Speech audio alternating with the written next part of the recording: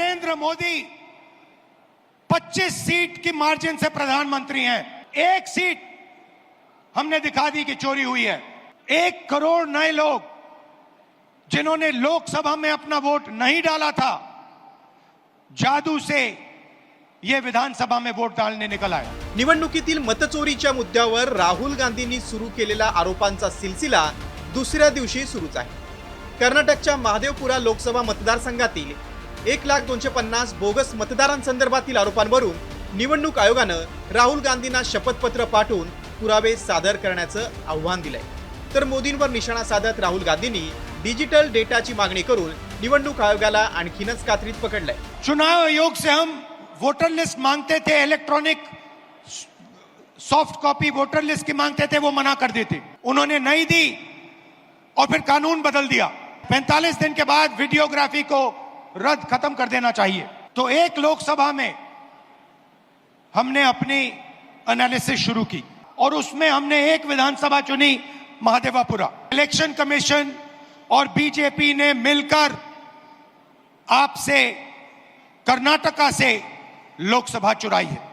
Narendra Modi 25 seat की margin से प्रधानमंत्री हैं। एक सीट हमने दिखा दी कि चोरी हुई है।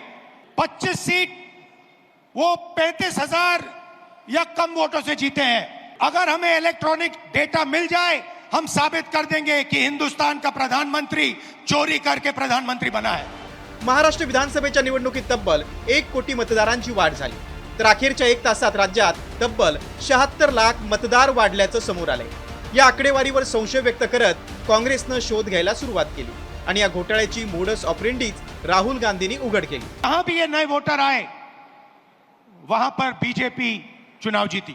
हमारे गठबंधन के वोट कम नहीं हुए, जितने हमें लोकसभा में मिले उतने ही हमें विधानसभा में मिले, और सारे के सारे जो वोटर बढ़ाए गए वो बीजेपी के खाते में गए। निवडणूक आयोगानं शपथपत्राचं आव्हान दिल्यानंतर राहुल गांधींनी आयोगावर प्रश्नांची सरबत्ती केली। Number 1, why are you not giving voter lists in digital machine readable format to the people of India? Number 2, why are you destroying video evidence? Number 3, why is ECI committing massive fraud in the voter lists? Number 4, why is ECI threatening opposition instead of answering our questions? And finally, why is ECI behaving like an agent of the BJP? Rahul गांधींनी महाराष्ट्र आणि कर्नाटक मधील घोटाळा उघड केला खरा, मात्र यामुळे निवडणूक आयोगाच्या हाती आयतं कोलीत मिळाल्यानं बिहारच्या निवडणुकीत विरोधक बॅकफूटवर जाण्याची शक्यता वर्तवण्यात येते। निवडणूक आयोगाच्या प्रतिष्ठेवरच यामुळे प्रश्नचिन्ह लागलेलं आहे, तर त्याचं सर्व निराकरण करण्याचं काम निवडणूक आयोगाचं आहे। निवडणूक आयोग ही बिहारमध्ये जी SIRची प्रक्रिया सुरू आहे ती म्हणजे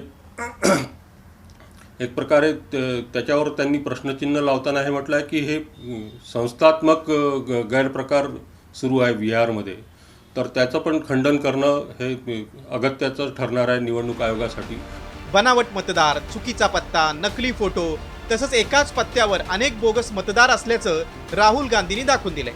राहुल गांधींच्या या आरोपानं एकच राळ उडून दिली आहे। या प्रकरणी निवडणूक आयोग राहुल गांधींना डिजिटल डेटा आणि CCTV फुटेज देऊन शंकेचं निरसन करणार की केवळ पुरावे सादर करण्यास सांगून दुर्लक्ष करणार, याकडे अवघ्या देशाचं लक्ष लागलंय।